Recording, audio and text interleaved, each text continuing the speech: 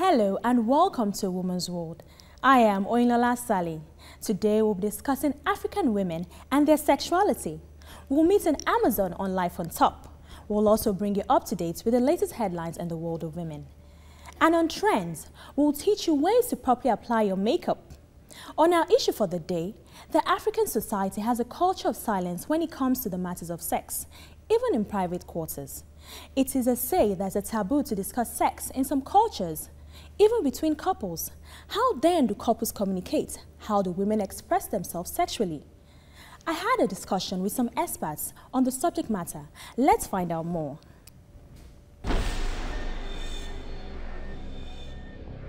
Hello, I am Oyinlola Sally, and we're discussing women and their sexuality.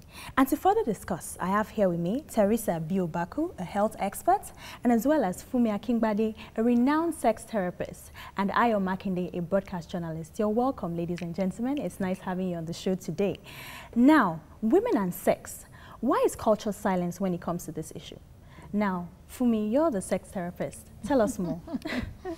Well, I said sex is everywhere except in marriage. Okay. Somebody sent me a mail with that, and it's called for attention. Okay. I think one of the reasons why it's like this is because of the culture, the norms, the society we find ourselves.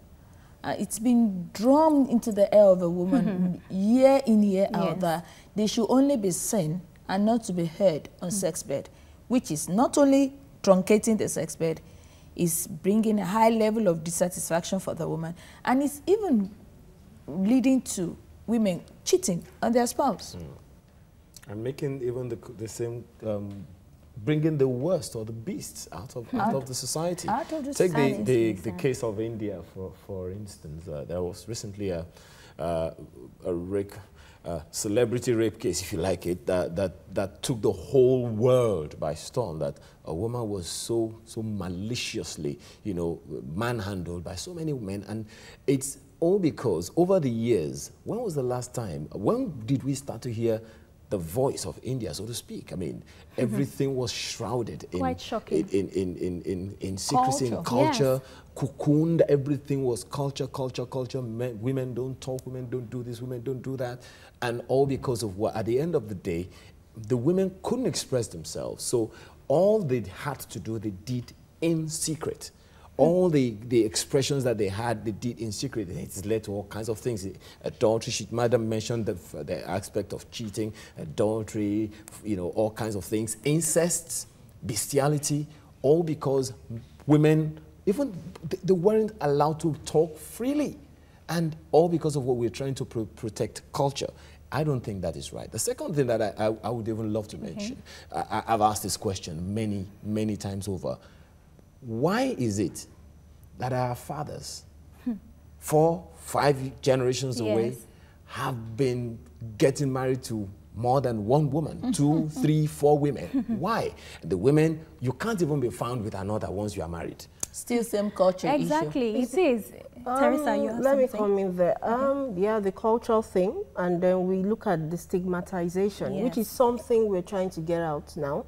You find that unlike before, and that's why we can even discuss it now. Unlike before, we won't be able to even talk about it.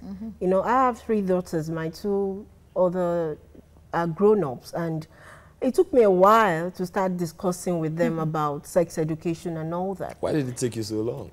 Because, you're caught up with that same thing about Perhaps it's not a good thing. The I went approach to to a it. girls only, and I know my parents, if they had their way, they would send me to a university that was a girls only. More because you're kind of being protected as if it was a shield. But I noticed that most time back those days when I mix with the opposite sex, I don't feel comfortable. And I had a wonderful headmistress then that had this thing she inculcated into us, that mere smiling of a man to you are pregnant, your life is destroyed. So invariably you grow up you get looking at the opposite sex as a threat to your life. Now we took to the streets to find out people's view on women and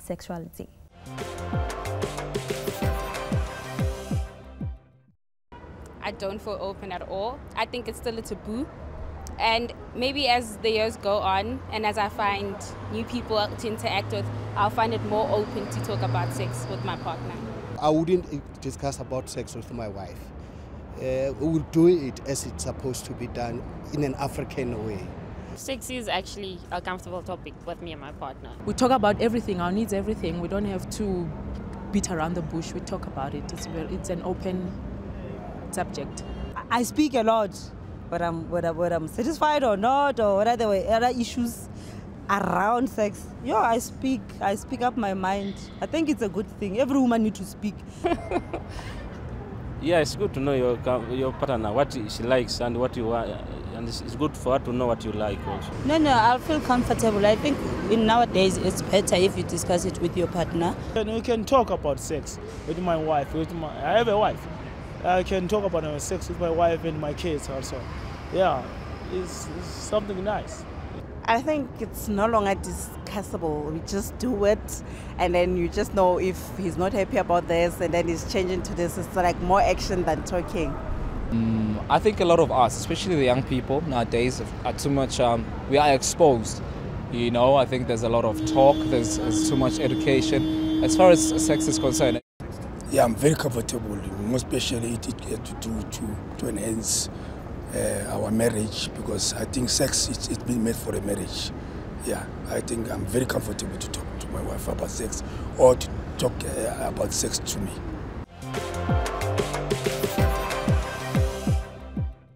From this, we could see that most people are now outspoken about sex. You know, they are not silent about it. They are happy about it because time is changing. Everything is becoming more westernized. But there's still some men that are very cultured, you know, very traditional, and they feel, oh, no, I can't talk about sex. It's a taboo. So how could we break this silence? Like I said earlier on, sex happens everywhere except on the marriage bed. It's been said outside. People are talking about it. How about the bedroom? Why are we still having sexual challenge? Why are men running after call girls? Why do women still go with riffraffs? I'm sorry to use that language. The issue is that we have still not trashed the issue with ourselves, one-on-one. We should be open. Wow, this was really insightful. Teresa, Fumi, and Ayo, it was nice having you here today. Thank you very much for coming in. Thank you. You're welcome.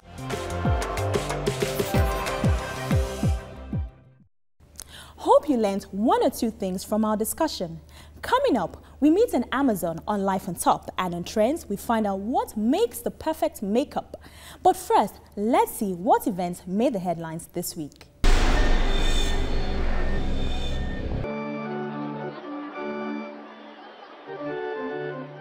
A week after his decision to include women in the fundamental foot-washing ritual, Pope Francis has spoken out on the fundamental importance of women in the Roman Catholic Church.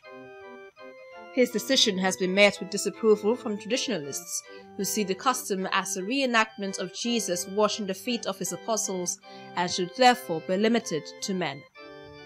Speaking to thousands of pilgrims at his weekly audience in St. Peter's Square, Francis says women have always had a special mission in the church. Le prime testimoni della resurrezione sono le donne, e questo è bello, e questo è un po' la missione delle donne, delle mamme, delle donne, dare testimonio ai suoi figli, ai suoi nipotini che Gesù è vivo, è il vivente, è il risorto. Mamme e donne, avanti con questa testimonianza. It was the second time the Pope has spoken of women's role as witnesses to the resurrection of Christ, an event of fundamental importance to the Catholic faith. The 76-year-old Pope has set a new tone for the papacy since his election last month, establishing a reputation for frugality by shunning some ornate items of traditional dress, and so far chosen to live in a simple residence rather than the regal papal apartments. The amniotic membrane which protects the baby in the womb is normally discarded after birth, along with the placenta. But scientists in Israel believe it may hold the key to new treatments for infertility. They predict it will one day be possible to grow human eggs for the cells lining the amniotic sac, obviating the need for mature eggs from donors. Since from this part of the embryo starts what we are calling germ line, meaning the cells that are going to produce oocytes in the female and spermatid in the male, we thought that we can take these cells and try to induce them to become germ cells and then primary oocytes, at the end mature oocytes that will be able to fertilize and luckily used as an oocyte for donation. Professor Shalev and his team are now trying to replicate the proteins and hormones released during menstruation, which trigger the germ cells to become a viable egg cell. People who are suffering from infertility know there is a lack of oocytes for infertility treatment. So that's the first goal, which still will need a lot of work to do. The second goal is to use this kind of model for understanding the physiology of ovulation and the production of oocytes in the normal physiological events. Shalev concedes that ethical issues may arise, but with donor eggs in short supply, he says continued research will eventually make the science practically viable for infertile women the world over.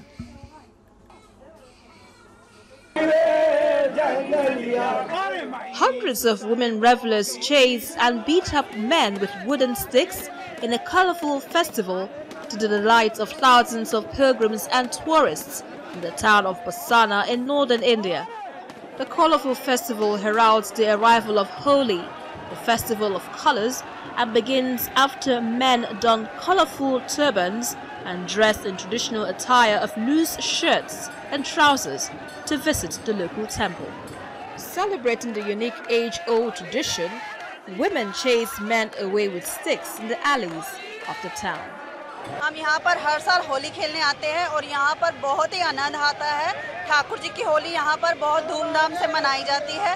सब लोग गुलाल के साथ खेलते हैं, बच्चे बूढ़े सब बहुत ही मजा करते हैं यहाँ पर।